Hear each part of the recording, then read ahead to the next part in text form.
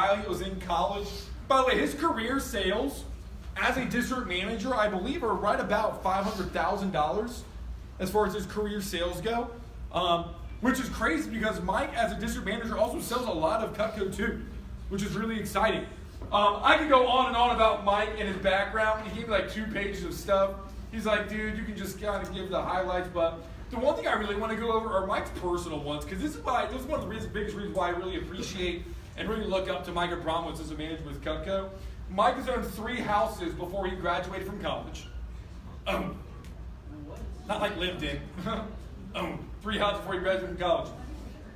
Is a 2-time #1 Amazon best-selling author.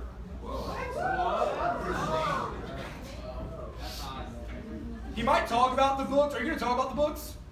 I'm going to tell you guys to write the books down. Write these down real quick. Your best year ever. That sounds awesome.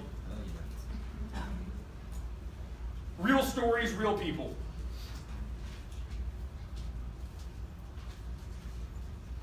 He's the founder of the Grab community, which for students who take control of life outside of the classroom. He's a founder of PB&J for Tampa Bay. Reached over 65,000 meals since February 2015 that made for the homeless in that area. Woo! Yeah, let's give that a round of applause, by the way.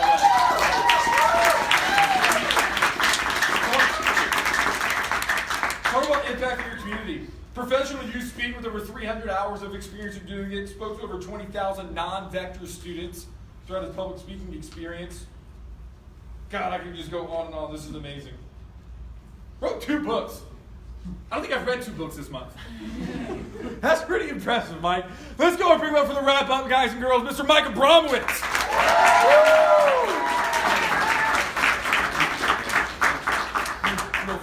Thanks, Chris. And I just want to thank all of you. I mean, I know how many hours a lot of you have been here, and a lot of hours awake, driving from a distance, learning a lot, absorbing this info, and if I was sitting in your chairs, I'd be like, oh, all right, 1 more hour. How can I get through this?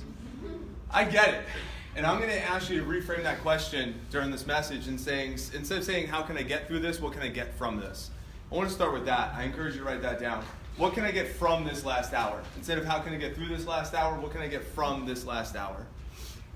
Because we all invested time, we all invested resources, we all invested money, we all invested a lot to get here. And it's really important for us to get from that investment. We call that a return on our investment, or ROI. The topic I want to talk about today is life outside the classroom, because the fact of the matter is that we call the classroom, when we're in school, we're in school for a good chunk of our lives, the early stages of our life. And it's almost like a safe space. And what happens is, once we get out of that safe space, a lot of times we're unsure of what's next. Yet, society frames us to believe that we're supposed to know what's next. An analogy that I came up with that I really like is a fish tank versus the ocean. And if you think about a fish that's grown up their entire life being familiar, living in this fish tank, and that's all they know is familiar. Everything is pretty simple. It's pretty easy to finesse school for a lot of us, especially overachievers. So it's like everything is familiar, everything's easy. That was my life, by the way. Growing up in New Jersey, I lived there my whole life. That's all I knew. All I knew was New Jersey, Mattawan. My brothers went to the same high school as me, and they're 18 years my senior. That's all I knew. So it's all familiar. And because of that, I chose to leave New Jersey and go to Florida, to go to University of South Florida, because he said, if I just stay in this fish tank my whole life, then I'm probably not going to be able to see my full potential or really see what's out there and what's available to me. And I remember I had a conversation with my mom. I'm like, I think I'm going to go to Florida for college. And she's like, are you sure? Rutgers is a really good school right up the road. And I was like, I really think Florida is where I'm meant to be. And that's the ocean. And if you think about the ocean, if we grew up in a fish tank, we think about the ocean, what are some words that might describe how you might feel or think or believe about the ocean? Just shout them out. You could shout them out. Overwhelming. Overwhelming, massive, vast, scary, right? These are great words. And the fact is I don't know what words I chose at that moment in time, but there were probably a mix of a lot of those different words. But here's what I will tell you. The truth about the ocean is whatever we believe it to be. If we believe that ocean, or outside the classroom, outside that safe space is scary, it's scary. If we believe it's overwhelming, it's overwhelming. If we believe it's filled with opportunity, it's going to be filled with opportunity. And what's interesting enough is, it's like, no, the truth is this. Well, what's a truth? The truth is whatever we believe it to be. Then what's a belief? A belief is a story that we tell ourselves with absolute certainty, with meaning. That's all a belief is. Absolute certainty, it has meaning. That's a belief, and therefore that's the truth, and that's how we view the world. Now, there's different types of beliefs. There's different types of stories that we can tell ourselves. So if I choose to tell myself the story that the ocean is overwhelming, opportunity is overwhelming, it makes me nervous, and what type of feeling is that going to create? Is that going to create a light feeling where it's like free-flowing light feeling, or is it going to create a heavy feeling where maybe makes me feel a little bit more grounded and almost hesitant to move if I'm thinking the story is it's overwhelming, I'm nervous, I'm unsure, I'm uncertain. It might create more of a heavy feeling. Do you see that? So the story we tell ourselves creates a feeling, and that feeling is going to create some sort of action. So there's all different types of feelings that we can go through and create. But here's the crazy thing about feelings, is we are wired as human beings to feel this. We are wired to feel heavy feelings. And without getting like so crazy scientific on that whole end of things, but we are wired, our human brain, millions and millions and millions of years ago when we were created with a brain, like a computer, like a program that is wired to make sure that we are protecting ourselves. Just like a lizard will lose its tail, a chameleon will change its color, a bird could fly, a human is wired to protect herself with the flight or fight mechanism, so that way we avoid danger.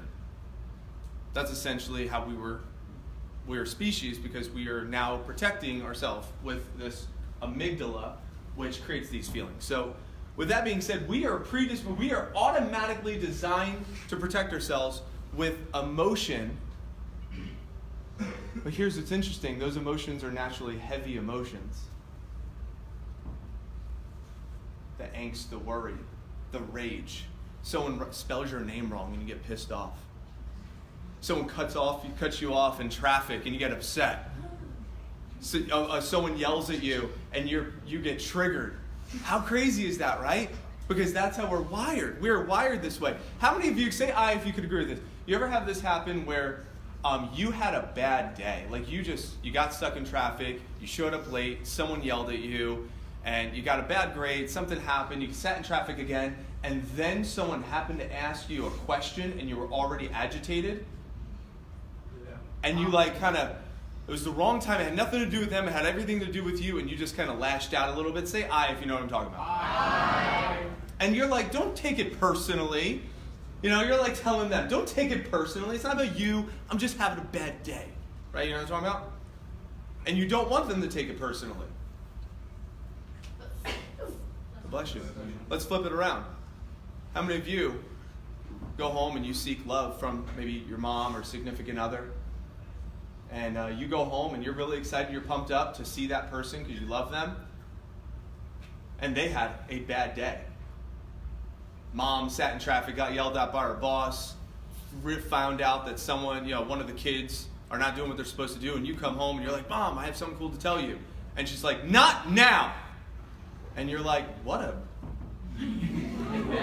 lady, that's not nice right now, right? And it hurt you. And it hurt you, and even though Mom said not to take it personally, we took it personally. Can anybody relate to that? Say aye. Aye. Because we are wired to go here.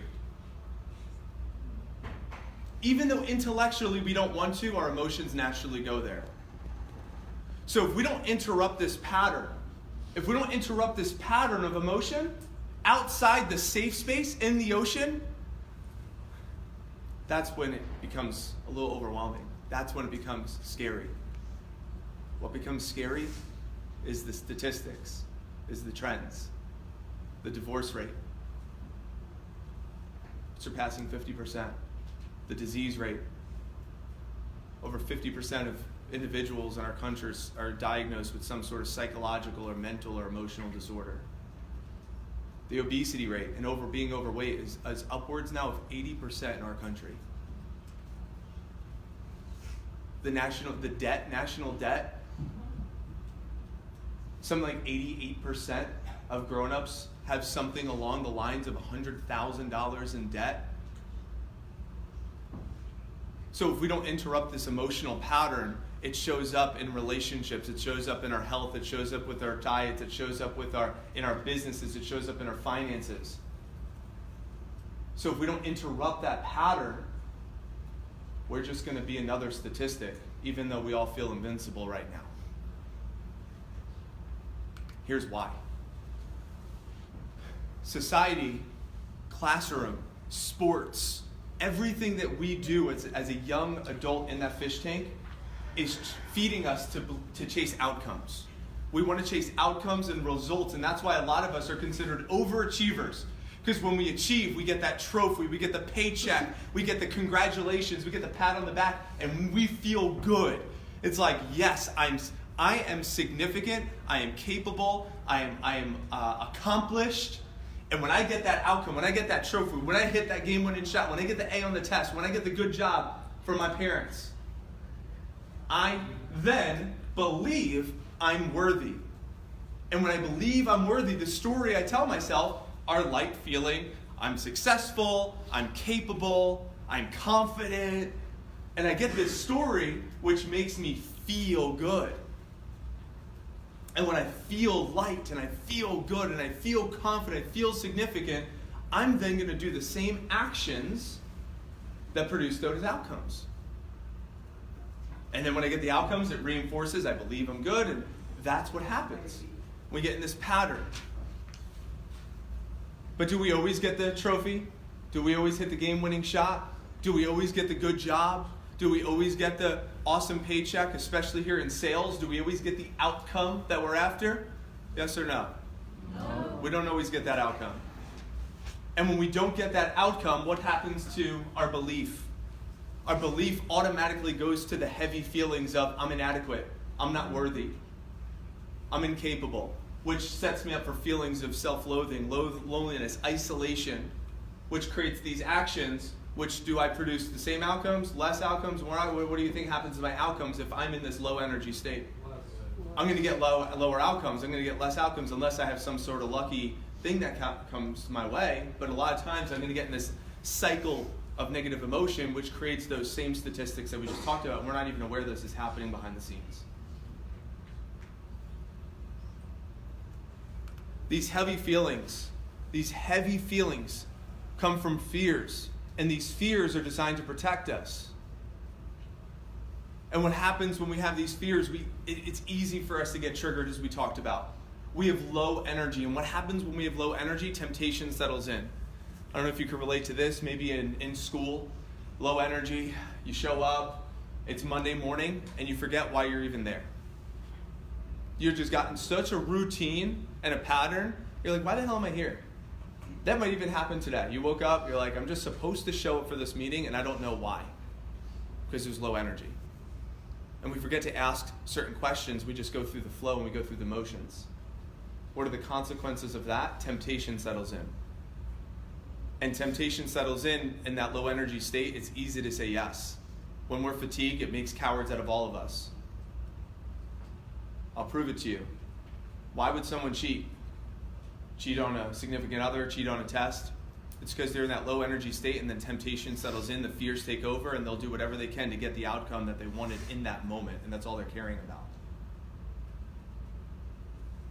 And we don't think about the consequences in that moment. We just want what satisfies that heavy need right away. Self-loathing takes place, doubt, discouragement. We're not willing to take risks. We don't ask that person out. We don't try out for that sports team. We won't try out for that, apply for that job or apply for that bank loan. We won't go out after that business. We won't pursue our passions.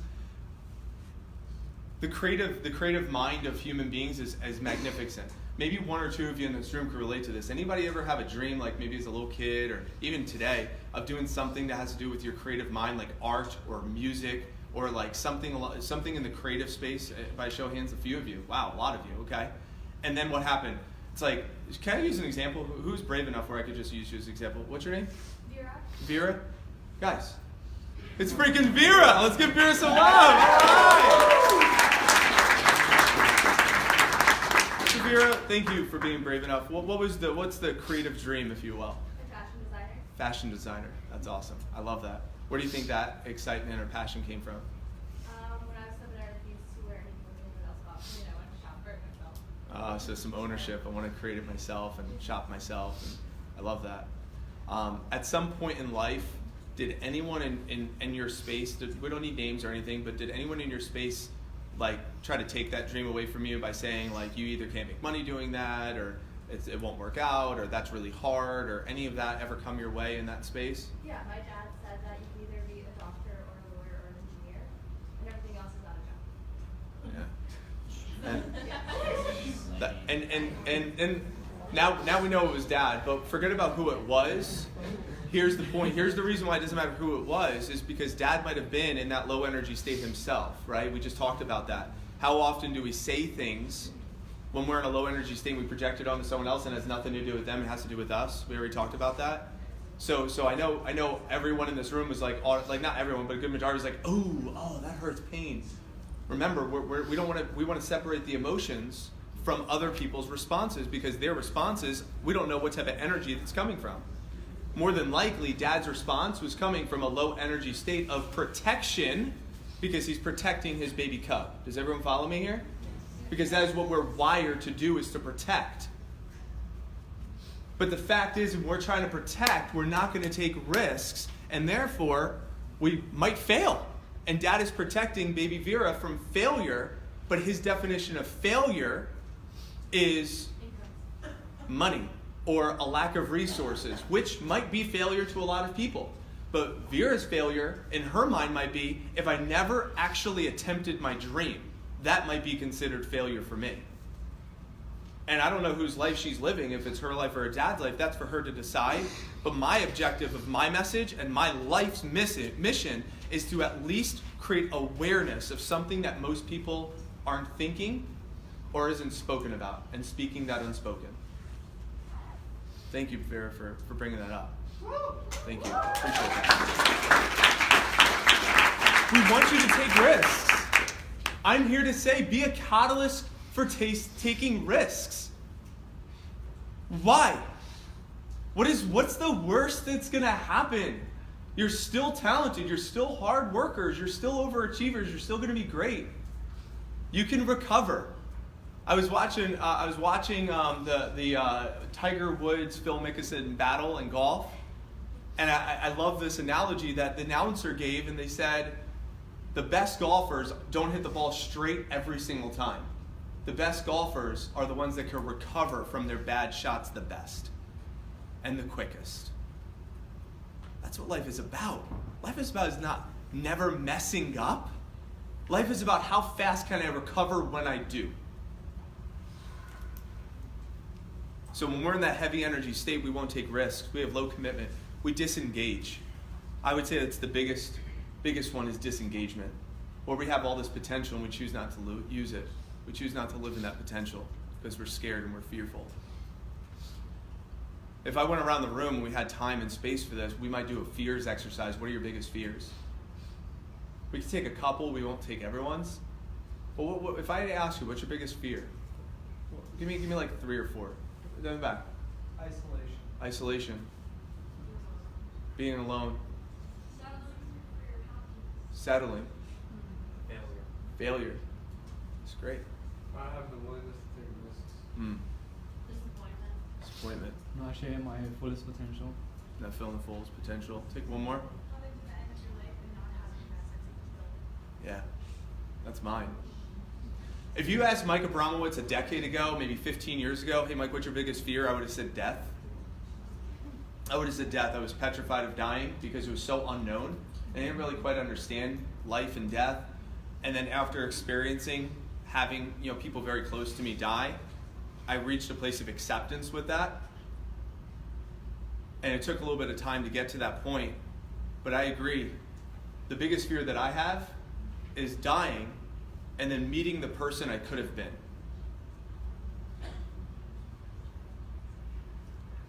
I would say that's my biggest fear. I can't wait for the moment when I get to the crossroads and I look at the mirror, it's like, hey, you did it. Like, this was the best life you could have lived. Good job. And I give myself a high five. Like, that's what I envision. Like, it sounds weird, but it doesn't make me fear death anymore. It makes me live my life with purpose every day. So if and when that does happen, I can at least know that I laid it all on the table while I was alive, at least conscious. This is deep stuff. Welcome to the motivational speech today.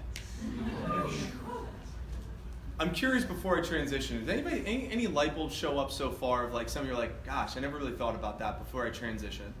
I'm curious, maybe from one or two or three of you. We'll take one right here and one over here. What showed up for you that you heard so far that you're like, man, I never heard that or needed to hear that? Say it right here and then we'll go over there. What you literally just said about the Loud. what you just said, literally about the crossroads, and if you're going to meet yourself in the best life that you could have had, and what would you say to yourself? What's your name? Paul. Guys. It's freaking Paul! Nice, Paul. We'll go over with the red. What's your name? Chase. Chase, tell us what yours.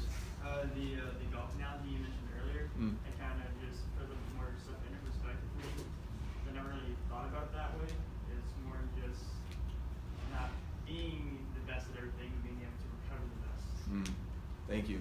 It's Paul? Chase. My bad. Yeah. I got so caught up. Chase. Guys, it's freaking Chase. Chase, thank you.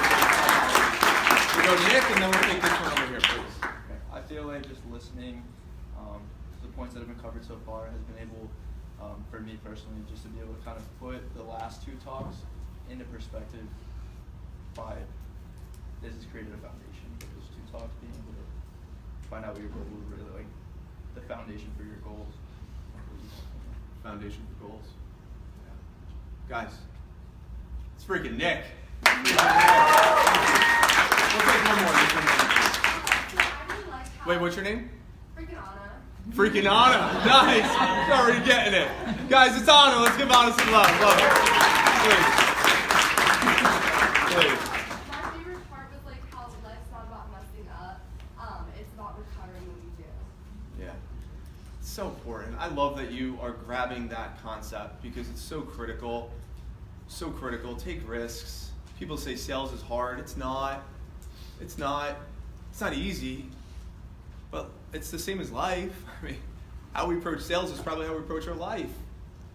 If we play scared in sales, we're probably playing scared in life. And if you can overcome that in sales, you're going to overcome that in life. Awesome. That doesn't mean it's hard. It means it's an awesome opportunity for you to become better than you were. Like, such a cool concept. So the cause of this whole cycle right here, to kind of tie a bow on that section of my message, the cause and the effect is going to produce low energy. It's going to produce low energy. It's going to produce disengagement. If we're trying to protect ourselves or those we love, it's going to produce disengagement. We want to interrupt that pattern. What do we want to do? We want to interrupt the what? Pattern. We want to interrupt the pattern. And that's what we're going to spend the rest of this message about.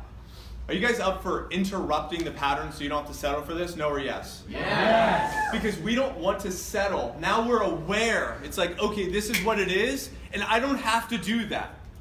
So I'm going to give you some strategic tools on how I've done what I've been able to do.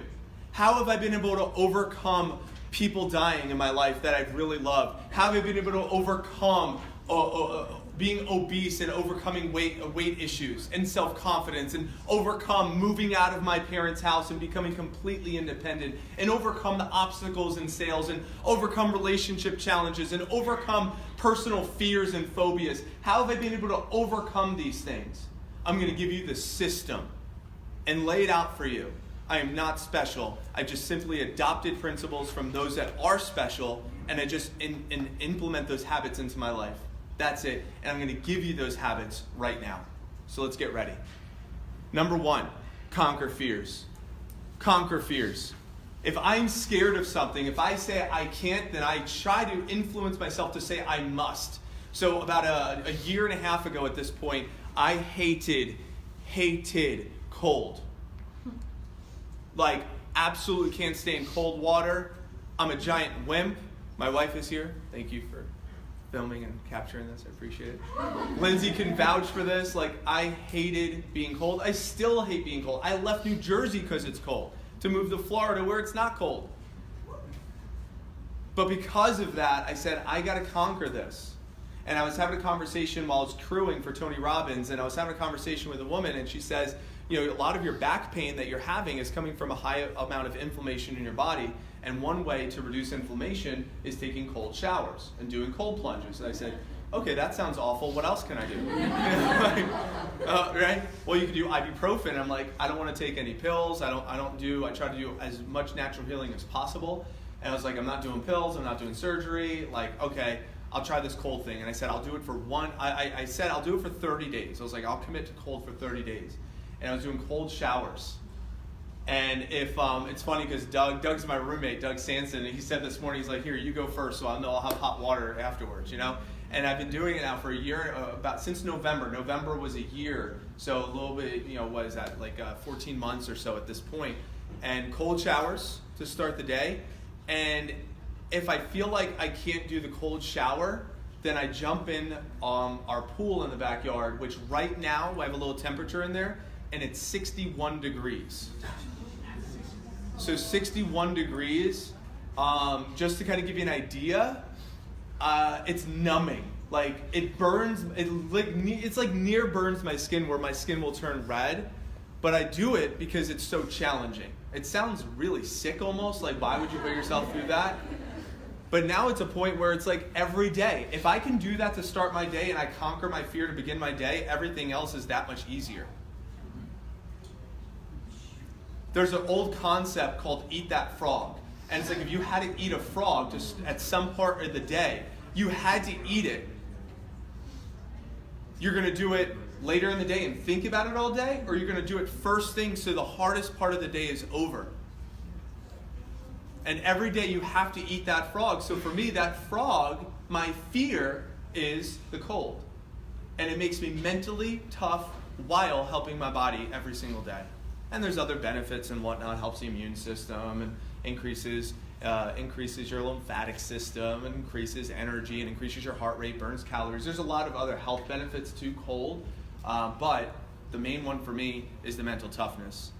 So overcoming challenges, conquering fears, intentional gratitude. We're going to talk about some of these. These are ways that you can intentionally interrupt the pattern and shift from heavy into light emotion. I'm going to offer you a few of these. So let's go through these. Let's go through, now they have the list. Let's do some exercises. You guys up for this? No or yes? Yeah. All right, so the first one. We say, I want to change, I want to grow, I want to get better, I want to do it. So I love this little meme, right? It's like, who wants to change? Yeah, who wants to change? No, yeah. So here's what we're going to do. We're going to do a quick journal activity. So if you have your pen, you have your paper, if you're watching me at home, I want you to answer this question. I want you to take 60 seconds. My sales team knows this. We just did this week. Fill in the blank. If I were to do blank daily, it would improve my life dramatically. If I were to do blank daily, my life would improve dramatically. If I were to do blank daily, my life would improve dramatically. Fill in that blank. Write a list of 2 or 3 things. Maybe 4 or 5. Maybe it's just one. What's one thing? Knowing you, knowing where you are in life, knowing where you are in business, knowing where you are with your health, your relationships, knowing where you are right now. If you did one thing daily, it would improve your life dramatically. Let's take 3 or 4 or 5 for this. We'll just shout them out. Over here. Homework. If I did my homework daily, it would improve my life dramatically. Give me another. Over here. Eat healthy and cook. If I ate healthy and cooked daily, it would improve my life dramatically. By the way, you could steal other people's as you're creating your list. If you're like, ooh, if I did that daily, that would help me too. Over there? Exercise? Cool. Exercise daily. Do 100%. If I gave 100% daily. Mindful exercises. If I did mindful exercises daily. What was that? Phone calls. We're in sales. If I made phone calls daily, and I would quantify that, because you can make one, and that might get you what you want, but if I did 20 or 30 or 40, Andy Jonte, I remember living with him. I rented out his living room floor on an air mattress. For those who don't know, Andy Jonte's like 3-4 million in sales, whatever it is. It's a crazy amount. I lived with him for a summer, and I slept on an air mattress on a living room floor, and he made every single day 40 calls, 20 to start the day and 20 throughout the day. So, I mean, that's what the greats do. That's an idea for you. Give me like 2 more. Right here? If I journal daily, it would improve my life dramatically. All the way in the back? Meditate, and what was the other one? Wake up at 7:30. Meditate and wake up earlier, 7:30 specifically. We'll take one more back there. If I do daily power hours. If I did a power hour daily, my life would improve dramatically. We got 2 Facebook Lives. We got David says exercise and Nihil says get up early. Nice. Nice, guys. Thanks for joining in. So here's what I want you to think about. Could you be in control of those things? No or yes? Yes. Does it matter what dad says to you or mom says to you or significant other says to you? No. No, right? So you can control those things, and that's what we want to understand. To interrupt the pattern, it only depends on me. Someone once told me, I can't do your push-ups for you.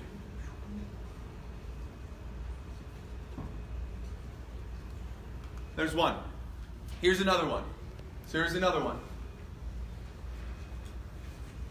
From a relationship standpoint, it doesn't have to be intimate. It could be friends. It could be family. It could be colleagues or mentors or coaches or religious or whatever it might be. Who deserves your love right now? Meaning, let me clarify what this means.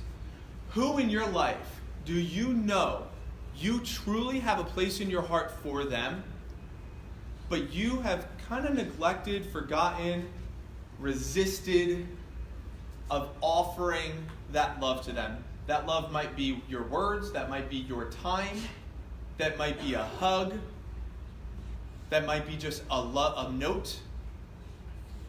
Who is someone in your life, or as many people you could think of right now, that you're saying, you know,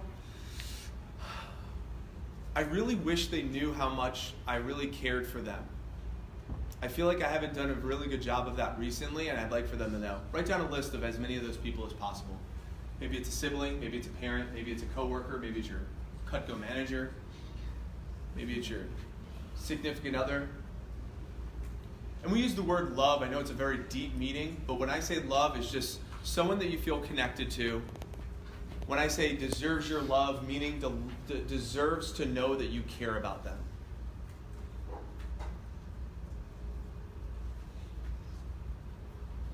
I want every single one of you to at least find one person.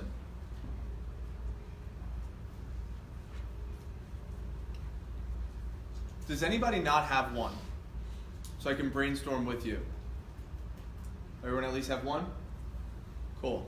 Here's what we're going to do. We're not here to just talk. We're here to do. I want every one of you right now. I want you to pick out your phone. So take out your phone. Okay? And I'm not going to force you on this, but I'm going to strongly invite you to do this. Okay? I'm going to give you a very simple formula on how to give that love. Number one, you tell them what. Hey, I just want to let you know I really appreciate you. I value you. I just want to say I love you. I care about you. I just want to tell you that. You back it up. Step one is tell them what you want to tell them. Step two, you use the word because. And number three, you back it up with a reason. So if I were to call my dad right now, I would just say, hey, Dad, I just want to say I really love you and I appreciate you. And I say this because you took a day off of work, 2 days off of work to come down to Atlanta to spend some time with me and watch the Hall of Fame induction tonight and today. And I just want to say I appreciate you. So that's it. I love you. I'll talk to you later. Bye. Tell them what you want to tell them because give a reason. Because if you only do step one, it's too cliche. It sounds like Mike just made me do this. It sounds forced. You give a because and a reason. It's going to be meaningful from your heart. I'm talking from your soul. You give them what they deserve. because you said who deserves your love right now in this moment. I'm going to give you about 2.5 minutes. This is not a long phone call. This is a quick, to the point, hey, I just want to tell you something. Hey, I just want to tell you something. Tell them because reason. DJ in the back, can I get 2.5 minutes of music? 2.5 minutes of music. I'm highly inviting you. Make those phone calls right now. Go. You got 2 minutes. Not a text. This is not a text. This is a phone call. This is a phone call from your heart, from your soul, not from your fingers. This is not from your fingers. This is from your heart and soul.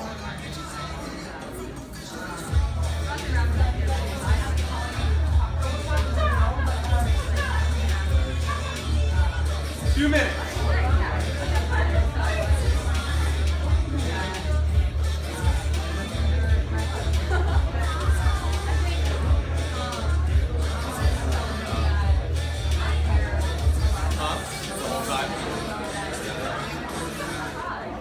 It's like probably shining right in the area.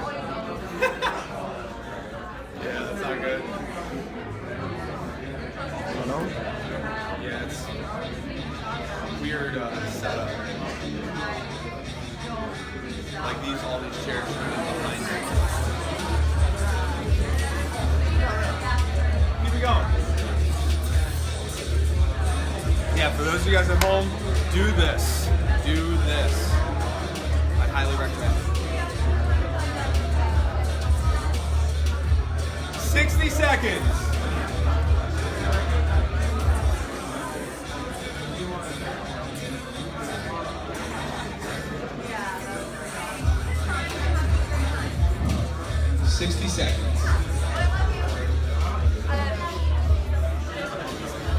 How do you make them? You literally just replace the water with alcohol and If you can. It's tough because sometimes our water comes out of our eyes. And we're trying to do things that are vulnerable. It's really easier with the phone. I know I get sometimes choked up by expressing that love, which is not bad. It's tough for us to be vulnerable sometimes. It's a great point. I'm going to mention that. 20 seconds. 20 seconds. Finish up those calls.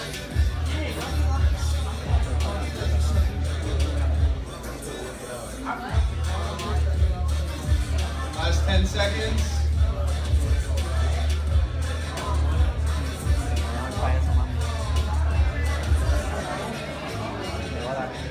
All right. Let's bring it back to center. Thank you, DJ. Everyone take a deep breath in, like a deep, deep, deep breath.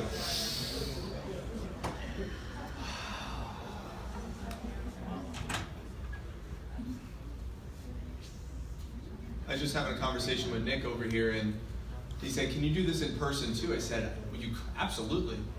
But anytime we're being vulnerable, and we're not typically being vulnerable, sometimes our heart comes out of our eyes, and that emotion that we normally don't tap into starts coming out here, and sometimes it's tough to control it, and that's great. That's beautiful, by the way, if you can do that. But sometimes it's tough to get there. I encourage you to get there as much as possible. But sometimes it's tough. So at least on a phone call, you can end the call and, let it out, whatever, I'm curious for maybe one or two of you, and I'll give you the microphone for this. I'm curious on what showed up for you. Would anybody that had had an experience right now, that was like, wow, I really felt that. I needed that, I felt it. Maybe one. We got one right there? One? Would you mind coming up this way?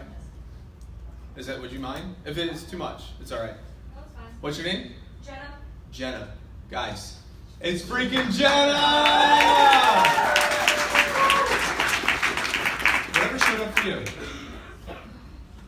Well, I called my mom, and I've gone through a few years of a rough patch, and she's always been there for me, no matter what. Even if it's not what I need, she hasn't stopped trying, she hasn't stopped giving up, and I haven't really recognized that. I always thank her for being there with me and taking me wherever I need to go, to doctor's appointments, with my foot, but I haven't really given her the opportunity to hear the words that I really appreciate it, for her never giving up, even if I get mad, even if she gets mad, if it's not the right thing to say or to do, she doesn't stop.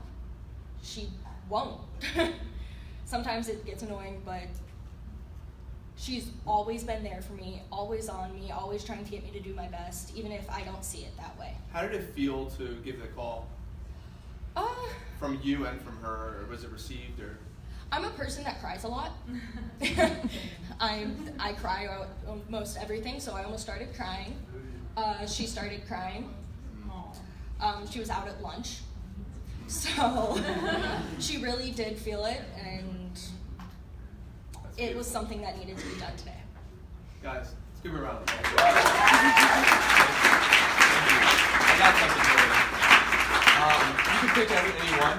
I have a stories book, I have a weight loss book, I have a lessons learned from death, stories of redefining life experiences, a gratitude journal, and a goal-setting workbook. Your choice, whichever one you want, for being courageous. And just so Chris knows and everyone else knows, I have 9 books now. So, damn. So your choose. Thank you.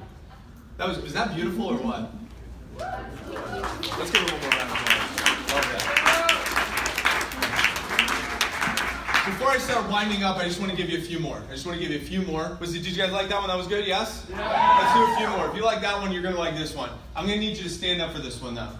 If you guys are up for it, okay? All right, so this is called an incantation.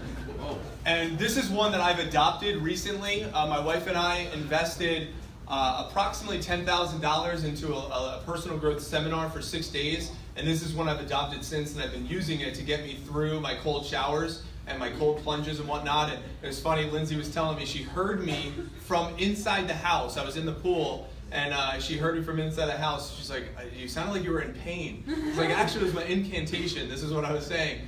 And it sounds like this. I'll just say it for you. I'll do it a couple of times. And the point of this is to, again, rewire the brain. If you're up for it, you can play all out. If you want to play safe, that's totally up to you, whatever feels right for you. So it sounds like this. All I need is within me now. And you emphasize all. And then it's all I need is within me now. And you emphasize the I. And it's all I need is within me now. And then all I need is within me now. All I need is within me now. So it's on the all, the I, the need, the me, and the now.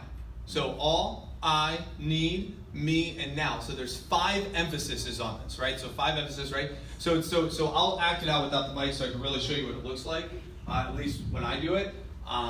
Because it's not just words, because I like the way Tony Robbins puts it. He says, if you have a garden that's filled with weeds, and you just look at the weeds and say, there are no weeds, there are no weeds, there are no weeds, that doesn't quite get it done, right? You want to incant it with your body, so then that way you can trigger action to take care of those weeds. So it's not just keeping it in the head, it's keeping it in the body, so that way because your body is what's going to do action, your mind just keeps thinking. So you want to get out of the mind and into the body. So it looks like this when I do it. So I know it's pretty intense. I'll just stand here. I'll just so you guys can see. So it's like, and I close my eyes so I don't I feel like I'm by myself. So it's like, all I need is within me now. All I need is within me now. All I need is within me now. All I need is within me now. All I need is within me now. So it's powerful. Right? Thank you. So it's intense, but that's what my body needs in order for me to take action sometimes. So I'm going to ask the DJ to play some music for this, if it's okay, so that way we can kind of do it, and we'll do it together. I'll lead you, and I'll do it again, and it's something that you could take in your toolbox. You could do it, you could not do it. It's up to you, but I'm inviting you to do it. So ready? So we'll start with all. Ready? DJ, on your count. All right. Cool. Ready? So 1, 2, 3. All I need is within me now. All I need is within me now. All I need is within me now. All I need is within me now. All I need is within me now. Nice. Give yourself a round of applause. Give your partner a high five and say that was awesome. Grab a seat.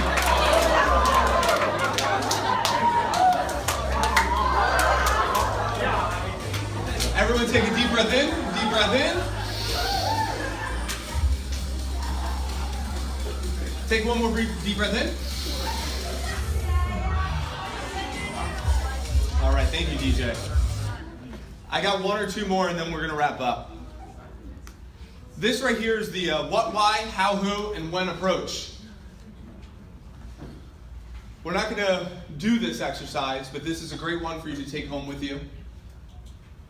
Simple. What do you want? Simple question. Sometimes we have such a tough time answering it. Why? Because our brain naturally goes to what we don't want.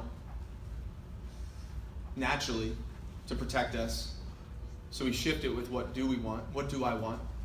What do I want right now? What do I want? Then you back it up with why do I want it? So what do I want? Why do I want it? This is the most important question of all of them. Who do I need to become to receive this? I'll play this out for you. What do you want? I want to be a millionaire. Why do I want it? I want to provide for myself, my family, my community. Who do you need to become to receive this? I need to become more organized. I need to become more disciplined. I need to become more compassionate. I need to become more understanding.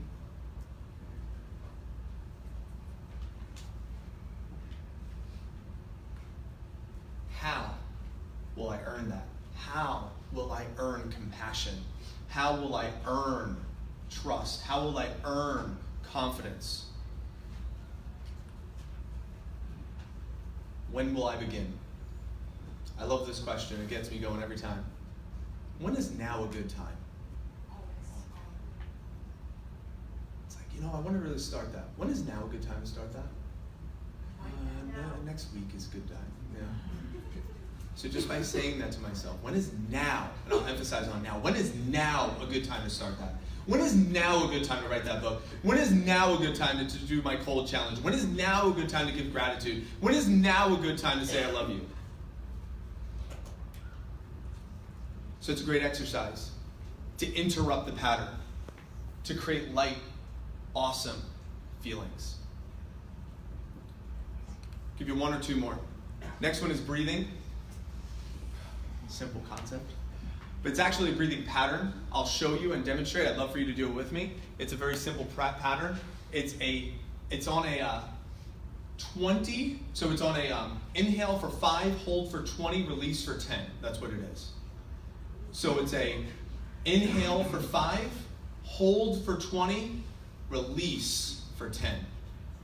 And you might yawn during this, which is your brain saying, thank you, I needed some oxygen. I'll demonstrate if you wanted to follow with me. I'll count it out. I'm going to put the mic down. And I do this. I'll probably do this exercise maybe 20 times a day. 20 times a day. Looks like this. Ready? So ready. Inhale for 5. Ready?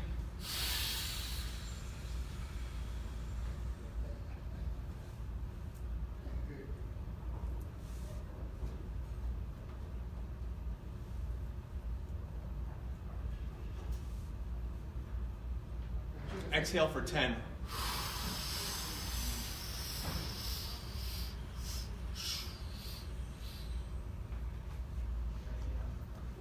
About 20 times. Sometimes I get lightheaded sometimes. Again, that's my brain saying, thank you, I needed some oxygen. I'll yawn, my body's saying, thank you, I needed some oxygen. And when I do that, from the diaphragm, 15, 20 times a day, it gives me the energy. It gives me the energy. Without getting too scientific, your cells produce energy. When you breathe and inhale, it activates those cells. And when I have an equalizer like a trampoline, I'll jump on it in the morning to interrupt that pattern. Because we're always walking this way, I'll jump up and down, so jump rope's really good too. Interrupt the pattern so you can break the cells and activate your lymphatic system. Another way to produce energy. Naturally, no caffeine. My final way is to give back. You give back. What I mean by give back is when we hold the door for someone else, they say thank you, and we feel good. We say thank you, they say, wow, no, thank you for saying thank you. It's like, oh, now I feel good. Interesting how the human brain and emotion works. When we give, we actually feel good. It's called oxytocin. And we get a dose of that anytime we do a good random act of kindness. I try to be intentional with random acts of kindness. I try to do it when no one's watching. Because it's not about just the publicity. In fact, I only do the publicity because I want more people to continue to do it. And that's just how it works. It's kind of shitty if you ask me. It's like, in order for other good people to do good things, they need to see other people doing good things first. So it's like, great, now I got to capture all this stuff, which makes me feel like, almost feels weird. But it's like the only way I can continue my mission of activating other people to do random acts of kindness. I don't like having a freaking camera going to the homeless shelter and saying, hey, look at me, I'm passing out sandwiches, this is what it looks like. It's freaking weird. But then I get like, hundreds of people seeing this are like, okay, I'm going to do that too. It's like, that's the reason, that's the motive behind it. And I'm proud to say we're at 74,000 sandwiches we've now made. And we've now had feeding frenzies in California and Arizona and Texas and Nebraska, all across Florida. It's really cool. Because my local office, my Cutco office, one random day said, let's go do some sort of positive thing in our community. What could we do? Let's do a canned food drive. That's boring. What could we do? Everyone likes peanut butter and jelly. Cool. Let's raise up donations, let's make some. We made 350 sandwiches as a team. We went to a local shelter, passed them out. They were like, this is awesome, let's do it again. I was like, all right, next month. Then we made 500 sandwiches. They're like, let's do it again. 74,000 sandwiches later, hundreds and hundreds of volunteers later. Pretty cool. When you give, you receive so much more. Because when you give, you activate your beliefs instead of chasing outcomes. And you're working on the inner game instead of chasing the outer game. And when we can own the inner game, we're controlling the story, which creates high energy feelings, which puts us into action. And regardless of the outcome, I'm still going to be freaking awesome. And I'm more likely to get those outcomes because I'm coming from this emotional state. And it's all in my control. I don't have to depend on mom or dad's approval. I don't have to worry about traffic. I can control it myself. And anything I want, I can have, as long as I'm willing to recover and have patience. So I'll leave you with this. What story are you currently telling yourself right now? What story are you currently living in? My previous story was I hit an obstacle, I overcome the obstacle, and another obstacle is going to show up, like a pursuit of happiness story. It was the story that I told myself. So subconsciously, I was like, I'm on top right now, therefore, a valley's right around the corner. And I'm going to have to overcome that valley and climb out of it in order to get to the next peak. And then, once I hit the peak, another valley's showing up soon. And it served me really, really well. But I was always chasing outcomes. My new story, romance comedy. Rom-com. My new story is being more fun. My new story is being more jovial. My new story is being courageous. My new story is giving love and being vulnerable and fully exposing. Just like not having a filter, just being like, hey, this is who I am. That's why glasses. I don't even need glasses. I have a slight stigmatism. My vision's okay. I was like, you know what? Screw it, I'm just going to get glasses. Why not? Because I should, I guess. Apparently that's part of my romance comedy story, right? Just new things. Making decisions from that lens. I'll leave you with my rom-com situation. I think it's funny now. At the time it wasn't funny. On New Year's, I wanted to go spend New Year's with my wife and bring in the new year, so I rented a Harley. And I was going to stay at home, and I was like, you know what? My rom-com story.